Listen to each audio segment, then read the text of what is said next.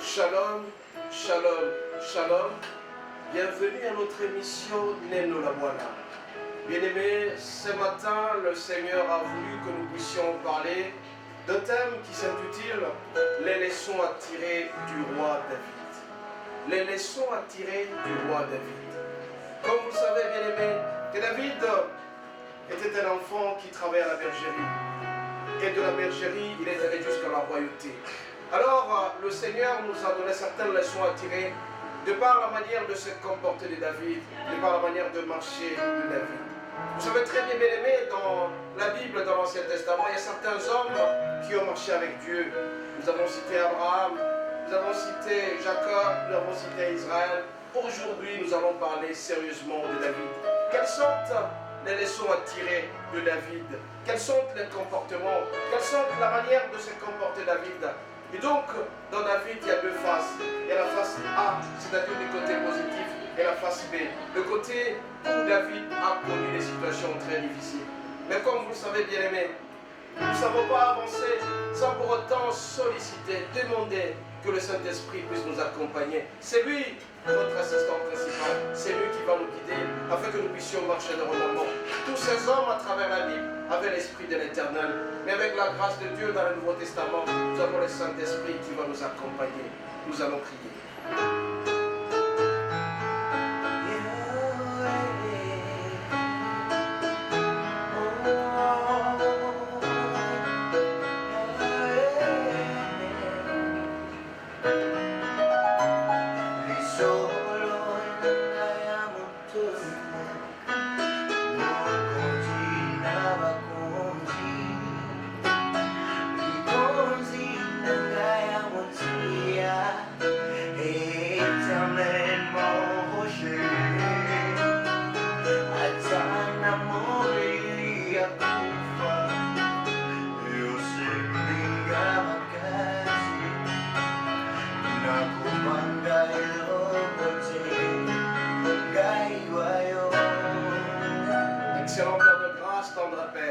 Ce matin, nous allons parler de leçons qu'on tire du roi David.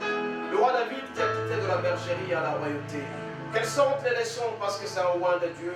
C'est lui qui t'a porté notre vie dans sa vie. Nous voulons demander à ce que le Saint-Esprit vienne, qui nous aide, que cette parole quand ça sortira puisse transformer les vies. Nous ne sommes que de simples instruments. Puisse notre Dieu être avec nous dans tout ce que nous allons faire. Nous t'avons ainsi prié au nom de Jésus. Amen. Bien-aimés, ce matin, notre thème s'intitule Les leçons à tirer du roi David. Et c'est donc deux textes très importants que nous allons lire. Ce texte va nous aider à nous guider sérieusement. Le premier est relatif à celui-ci, 2 Samuel 5, du premier jusqu'au 5e verset. Nous lisons au nom de Jésus. Toutes les tribus d'Israël vinrent auprès de David à Hébron et dirent: Voici, nous sommes tes os et ta chair. Autrefois, lorsque Saül était notre roi, c'était toi qui conduisais et tu ramenais Israël. L'Éternel t'a dit: Tu paîtras ton peuple d'Israël et tu seras le chef d'Israël. Ainsi, tous les anciens d'Israël vinrent auprès de toi, le roi d'Hébron. Et le roi David fit alliance avec eux à Hébron devant l'Éternel. Ils loignirent David pour roi sur Israël. David était âgé de 30 ans lorsqu'il devint roi et il régna 40 ans. À Hébron, il régna sur Juda 7 ans et 6 mois. Et à Jérusalem, il régna 38 ans sur tout Israël et Juda. Bien aimé, voilà un peu le premier texte qui a ramené David de la bergerie à la royauté. David était en train de paître les troupeaux et à certains moments, le Seigneur était très furieux contre Saül et il a décidé de oindre sérieusement David afin qu'il prenne la tête du royaume. Nous allons passer au deuxième texte, Samuel 11, du 26e au 27e verset. 11, 26e jusqu'au 27, nous lisons au nom de Jésus. La femme d'Uri apprit que son mari était mort et elle pleura. Vous savez très bien que David avait pris la femme d'Uri. Quand il était sur sa royauté, il a vu de loin la femme d'Uri en train de se laver. Il a aimé cette femme-là, il a commis l'adultère. Et tellement qu'il était fou des rages pour prendre cette femme, il a décidé d'envoyer la femme d'Uri au front. Et alors, il a donné à Uri la lettre. Quand il va arriver là-bas, qu'on les tue et qu'il reste avec la femme. La femme d'Uri a appris que son mari était mort, qu'elle pleure, un faux deuil. Un deuil porté de toutes pièces, un deuil théâtral. Parce que Uri est allé avec la lettre. Il était un facteur obéissant au roi. Il a obéi au roi. Il a amené la lettre auprès de l'autre côté pour qu'on l'amène à ce qu'il soit tué. 27. Quand le deuil fut passé, David envoya chercher la femme et la recueillit dans sa maison. Elle devint sa femme et lui enfanta un fils, ce que David avait fait depuis au Seigneur. Bien aimé, vous voyez ici que quand David a pris la femme d'autrui, il a mis au monde avec la femme d'autrui, la femme d'Uri. Et cela a déplu au Seigneur. Bien aimé, la plupart des fois, on peut se poser la question, qu'est-ce que nous faisons qui plaît au Seigneur? Quelle est l'opinion du Seigneur de notre manière de vivre? Est-ce que le Seigneur est content de ce que nous faisons? Est-ce que le Seigneur est heureux? Voilà, ce qu'a fait David en prenant la femme d'autrui, ça déplut au Seigneur. Bien aimé, nous avons posé la question de savoir dans tout ce que nous faisons, est-ce que nous sommes contents de ce que nous faisons? Est-ce que nous regardons tout simplement nos intérêts? Et David, ce qu'il a fait en prenant la femme d'autrui, cela a déplu au Seigneur. Bien aimé, nous sommes en train de parler de certaines leçons que nous devons tirer. Nous devons tirer du roi David. Le roi David qui était un petit et qui a été oint à l'âge de 30 ans pour qu'il devienne le roi, pour diriger Israël.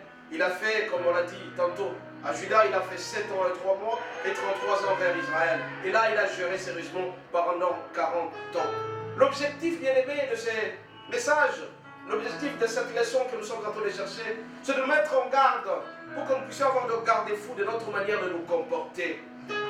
Parce que Dieu va faire de grandes choses en vous. Le Seigneur a mis en vous un certain projet et ce projet doit être réalisé. Alors à travers les leçons de David, tu dois savoir comment tu dois te comporter, comment tu dois vivre, comment tu dois marcher normalement pour plaire au Seigneur. Il ne faut pas faire ce que David a fait quand il a pris la femme d'autrui, cela a déplu au Seigneur. Ce matin bien aimé, nous devons savoir que David, là où il était, il menait une vie tranquille. Il était en train de paître le troupeau. Il était en train de regarder le bœuf, il regardait le mouton. Il menait une vie tranquille.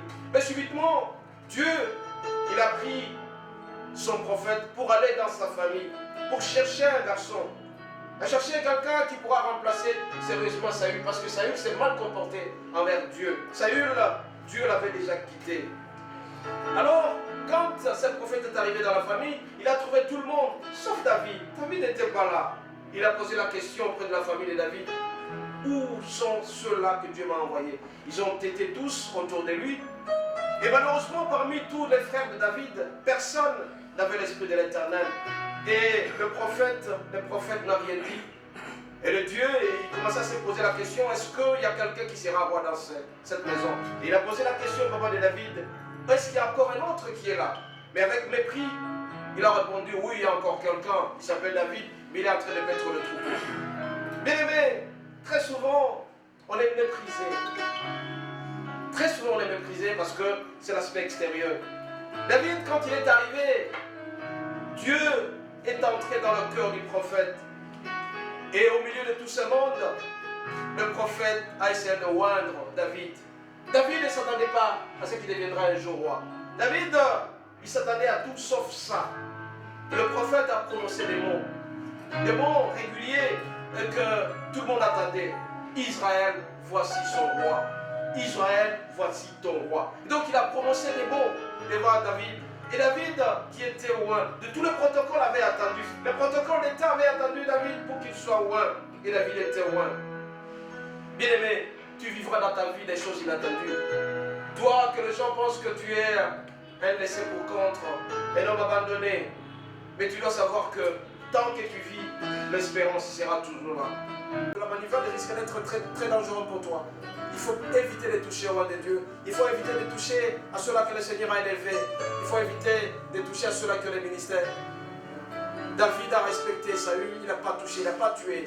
Sinon, s'il le faisait, son mandat allait être entamé, il n'allait pas peut-être devenir roi. C'est pourquoi ce matin, bien aimé, je vous demanderai de faire en sorte d'éviter la méchanceté, d'être fidèle auprès du Seigneur, de vivre sa bonté, de l'évoquer à tout moment.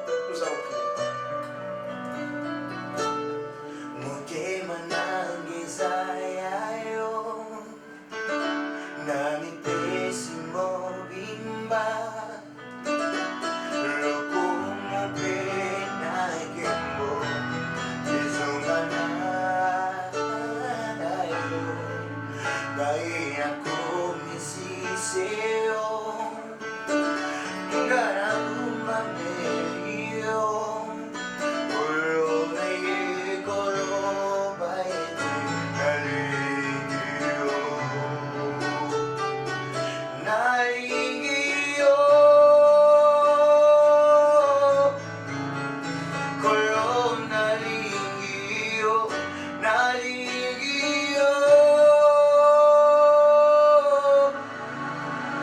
Notre